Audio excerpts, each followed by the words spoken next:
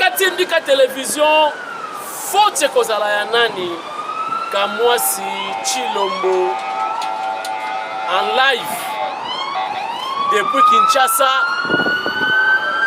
Dayaki déjà Bola calme wana fatite facha le gaboyete Nga o baleka kana baka ba continuer ze be na mbuku donc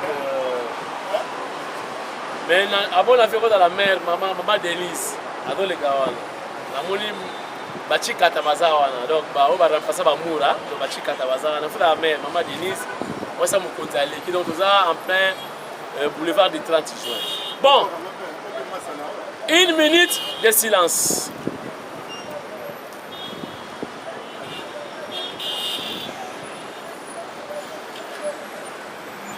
Rambo ya Chine à Dubaï. On a 5 minutes de silence. On a une mission officielle. On a une autorisation à COP qui m'a solo à Dubaï. A Kozonga, to a Kozonga te. Ngai Nabino, to ebinanti. Mais est-il que Rambo ya Chine ake Dubaï masolo kolanda ezali relativement na déplacement wana mais tobetana masolo ya lelo lié l'actualité ambassadeur ya Italie akufi na masasi na este ya République démocratique du Congo. Il semble service à renseignement, service à sécurité nous sur Est, mais qui au courant que ambassadeur a se déplacé dans Est. Ambassadeur a se retrouvé dans kati ya Jeep, ya PAM, programme je crois alimentaire, tout ça, mondial contre la famine ou contre la faim, si vous voulez. A commis émissaire, a commis médecin, azalaka déjà na éviter ce que la mission ya ambassadeur, si pas tika ki ambassadeur pas ya nani. Toko se penaliwa ya mutute, mais na déjà communiqué moko ya présidence ezali. Moi je pense que c'est lié à ça na makambo parce que ma consultation premier ministre a bali ko consulter déjà lelo lundi. Donc quand on a ciment, so baluki na ciment bureau na ça, na ciment wazao. Na simaraka. Donc on vivre donc on a pas besoin déjà. On bazoya mais on tout temps ba kombo ezate. Na moni déjà bato ba yelelo, bato ya consulter lelo na moni bango. To tika sa musana ya pesa rapport chef de l'état parce qu'il est dans le formateur la gouvernement. Donc on va nous consulter déjà bato.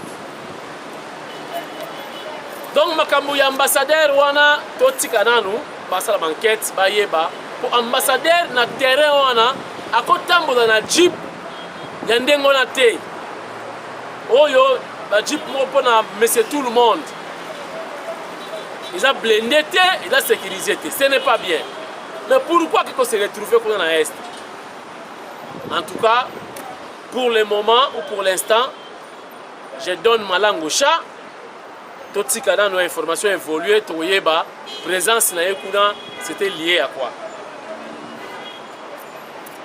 Chers internautes, na betala kibino li solo ou na pesa kimbela nyabandeko ba congolais bana ya fachi oyo bakangami na Zambie.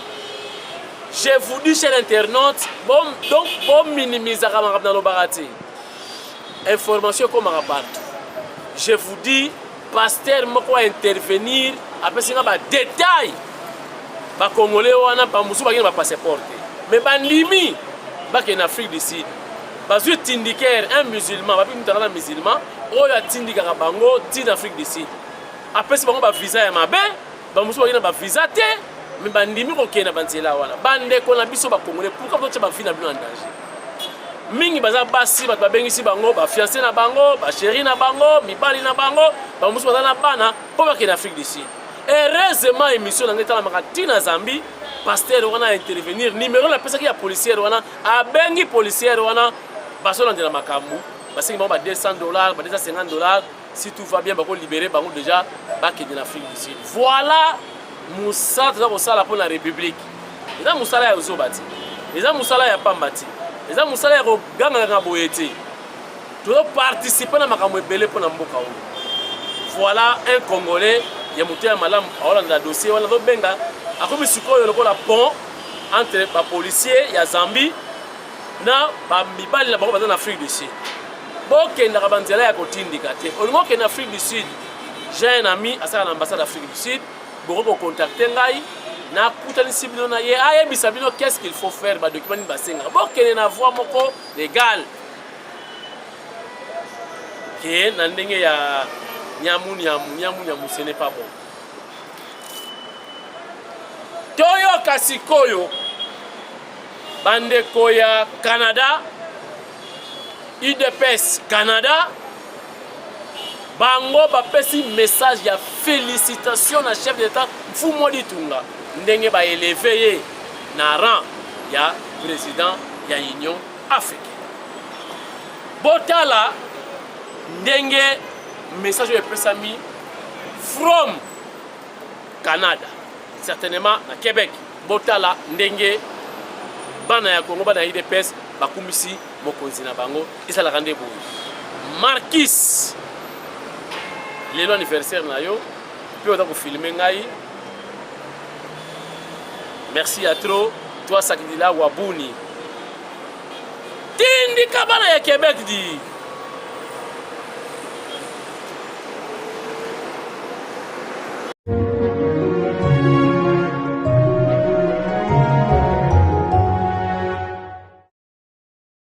Politique. Message de la section du Québec de l'UDPS à son Excellence Monsieur le Président de la République, chef de l'État pour son accession à la présidence de l'Union africaine. La section du Québec de l'UDPS tient à vous manifester son soutien indéfectible et à vous féliciter pour votre accession à la présidence de l'Union africaine. Loin d'être un fait anodin, cet événement s'est inscrit dans la lignée de plusieurs autres depuis votre accession à la magistrature suprême en République démocratique du Congo, confirmant ainsi le retour de notre pays sous votre leadership au sein du Concert des Nations. En effet, cette responsabilité vous confiée par vos pairs de l'Union africaine est une marque incontestable de leur foi et confiance en votre personne et une preuve du rôle prépondérant que notre pays doit jouer sur le continent africain, mais aussi dans le monde. Excellence, soyez convaincus que la section du Québec de l'UDPS est derrière vous et vous assure son soutien tout au long de votre mandat. Les combattantes et combattants de la section Québec de l'UDPS, unis derrière leur président, sectionnaire Sylvain Founi, vous souhaitent un fructueux mandat à la tête de l'Union africaine. Que vive la République démocratique du Congo et son vaillant peuple, je vous remercie. Fait à Montréal le 13 février 2021 pour le comité de la section du Québec, Jean-Paul Tonin Djinkunanga.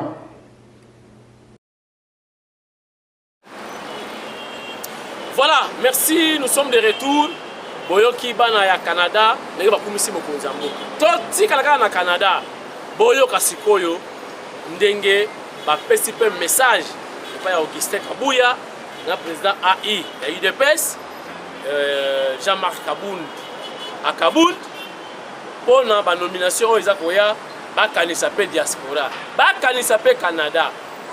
Bitumba oyo, victoire oyo, ezali effort ya bato ebele. Ezaka rappel basali ba préféré baleka na média pour bapesa message na bango natindika na diffuser kaka. Boyoka ndenge balobi lisusu pona misala basengi depuis Canada. Regardez. Section Québec de l'UDPS, déclaration politique. La section Québec de l'UDPS suit de près les événements politiques dans notre pays depuis la formation de l'Union sacrée de la nation par son Excellence Félix Tshisekedi Tshilombo, président de la République, et par le même fait du déboulonnage du système de prédation qui a avili notre peuple au cours des 20 dernières années. Ce déboulonnage promis par le chef de l'État il y a de cela plus d'une année est une réalité aujourd'hui afin de lui permettre de mettre totalement en œuvre sa vision pour le redécollage de notre pays. Nous tenons à rappeler qu'à l'instar des autres fédérations et sections du parti, la section Québec de l'UDPS n'a ménagé aucun effort et a grandement contribué, et ce à tous les niveaux, pour l'accession de notre parti et de son Excellence Félix Tshisekedi Tshilombo à la magistrature suprême de notre pays. Nous tenons également à vous rappeler que le feu président Étienne Tshisekedi, lors de ses nombreuses visites au Canada, ne cessait de vanter le modèle de gouvernance du Québec et du Canada et comptait s'inspirer de ces derniers pour la RDC. À ces sujets, il félicitait les membres du Québec pour leur engagement et dévouement à la cause de notre combat. Le chef de l'État, son Excellence Félix Tshisekedi Tshilombo, a aussi réitéré ses paroles quant à l'engagement et au dévouement des membres de la base du Québec. C'est pourquoi, dans un souci d'équilibre entre les structures de base internes et les structures de base extérieures de notre parti, lors de l'avènement du prochain gouvernement et de la nomination des mandataires publics, la section Québec de l'UDPS lance un vibrant appel à la hiérarchie du parti de veiller à ce que les membres venant du Québec qui sont proposés pour des fonctions à des différents paliers des institutions, soit la présidence, le gouvernement et les mandataires publics, puissent également trouver droit au chapitre. Que vive l'UDPS, que vive la RDC, je vous remercie. Fait à Montréal le 13 février 2021, Sylvain Founi, président. Voilà, chers internautes, merci à Marquis Matangila. Oyo lelo do fêter anniversaire na ye, oyo do filmer biso lelo, oyo do filmer tindika. Sikoyo boye ba makamza ko leka pe na Congo entre Etienne Longondo na Ngobila.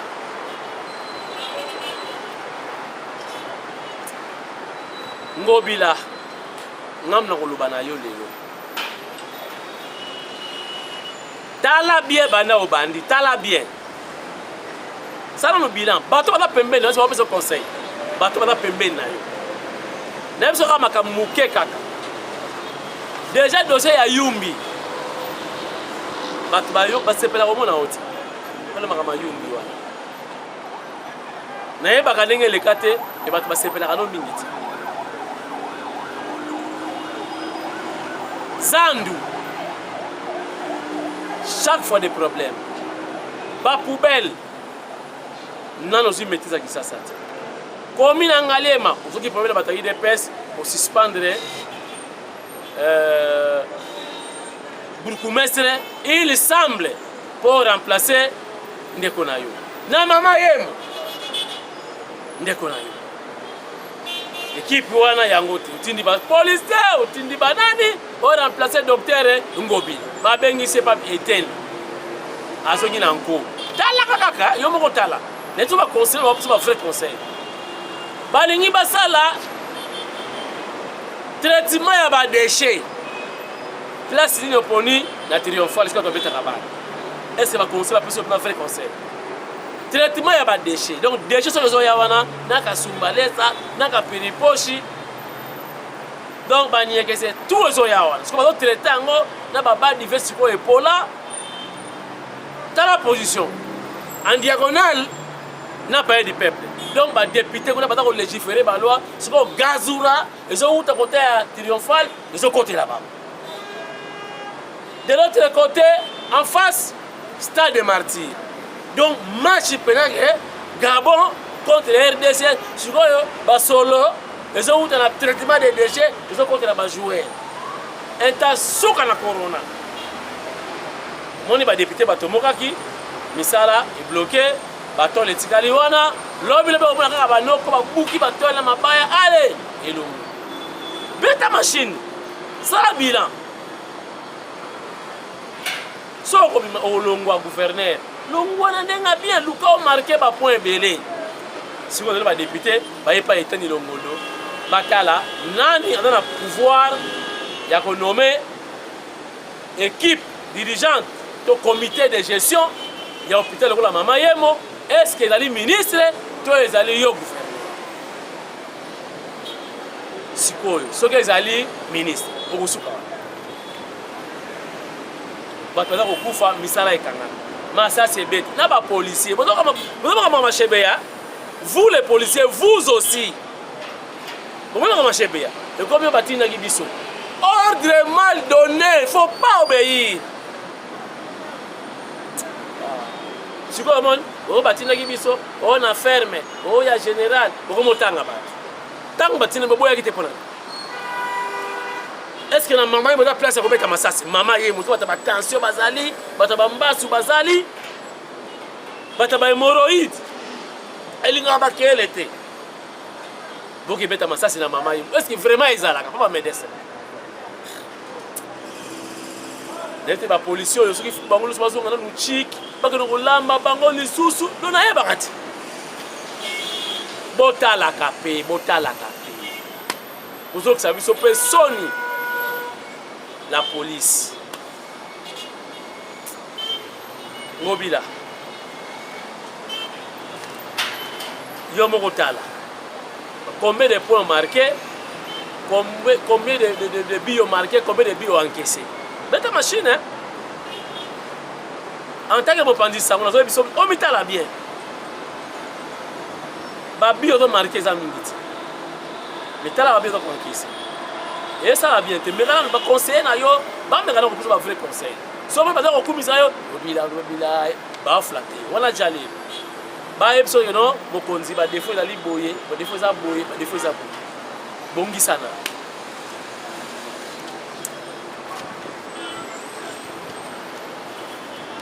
Bon, Bolandi Adolfino à lobby, Fati avant de se préparer pour l'élection. Yo penza muzitu. Bon, Fati avant de se l'élection pour Yozana. On va battre qui est à la santé, boina bodon, avant de se préparer pour l'élection pour Yozana, il sous son ambo, pour le premier ministre là. Bilan, ma tolo ba yango ba bilan. Combien de billes marqués, combien de billes encaissés.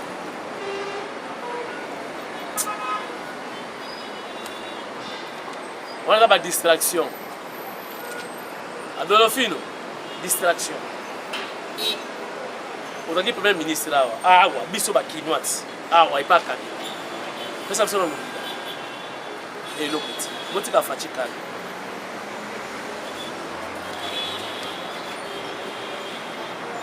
Voilà,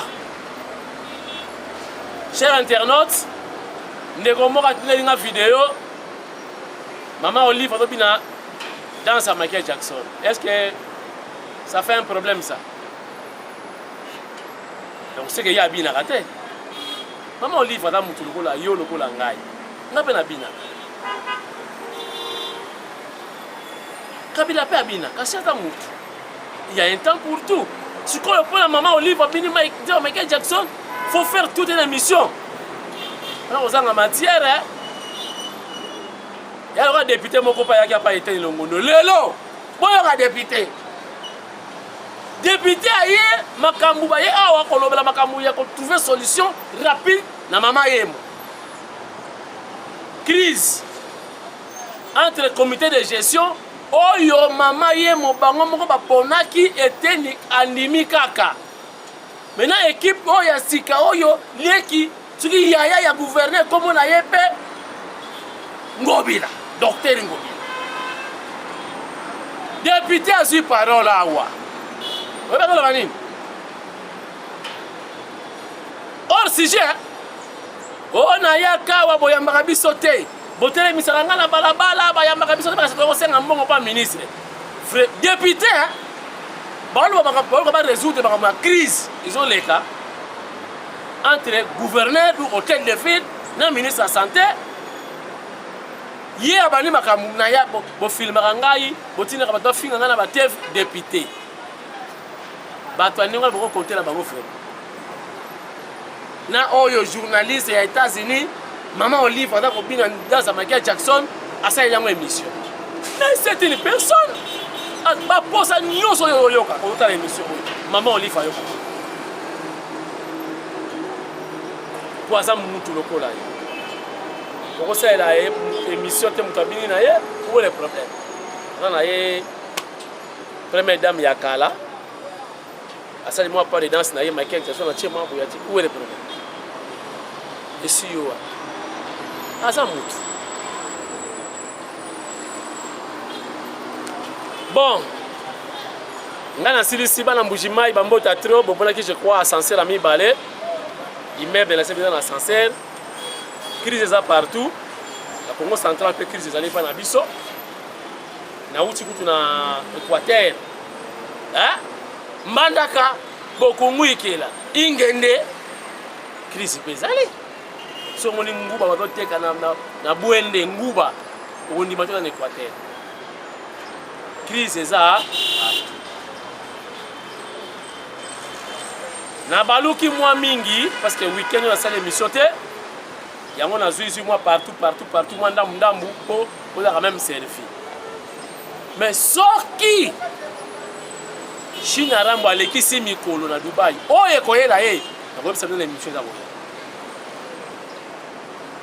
Pour d'abord tango ba vu eleki na kingakati bakangi ba photo akomaki mal à l'aise amonaki déjà que non ba vieux bakangi ba photo vue aérienne c'est comme si basi ba yebi côté naza c'est facile peut que ba atteindre nga malgré la problème na bango yango pour ça qui est alongwa akene katanga ba lomoli ba police personnel nyonso ba remplacer na ba policier ya zambila ayebi esprit policier na ona esprit muraza na ngo ko pesa ba policier ezaka botiki bolumbu ayebi yango pour ceux qui venaient bandit down la police va quitter ba botika yemo ayebi je crois il a préféré quitter le pays pour s'installer ailleurs.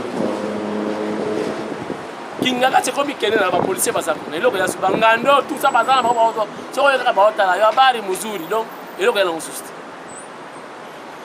kuna ba longo ba mbila tout ba zui sikoyo ba mura oyo pita ba garde républicaine ya Fachi ba ki ovanda sikoyo na ndako ya président Fachi pona kotala sikoyo ba na basala ka mobulu na katanga ko beti ça c'est na 7h 1 minute bazana o déjà.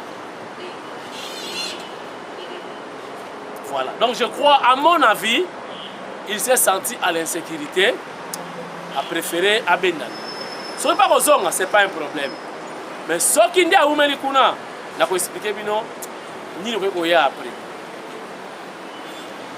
Je crois que la balaye, moi mingi, je vais communiquer moko ya na RTNC, la présidence. Je crois, à mon avis, on a lié à l'assassinat de l'ambassadeur d'Italie. Où on s'est retrouvé dans l'Est sans peut-être bakonzibaye baki akekuna na mission nini na cop nini oui basi na boyi ko loba n'importe quoi.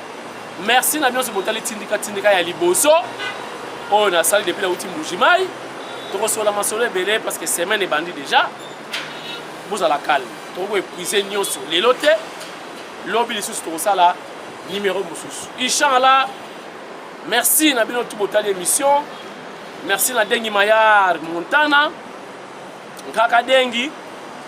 Merci na Jenny Pumbu Jenny Nayaka Yembe voulais-je dire sorry. Merci na Angèle Mpumbu. Merci na Bibish Mwika Bibish mwana mwasi na Ilongi ya Fachibe. Merci également na apôtre Jacques Chilombo. Yende ya simbi masolo ya ba prai ya danger. na mokonzi ya mboka na makambo etali spiritualité apôtre Chilongo Jacques. Merci la maman Annie, sa femme au Canada, Azaliawa, welcome. No samai, bienvenue. Yaka malamu na Kinshasa. Émission ya lelo ici. Lobby, tu avec beaucoup de détails pour lelo na ramasser pour les début à semaine ou eleki na week-end to kabuli yango. Merci la bino nyonso, to kutani Lobby, merci na Marquis Matangila. Encore une fois, bon anniversaire. Naïna Bino, Lobby Gap. Nabendani. Merci. Ciao.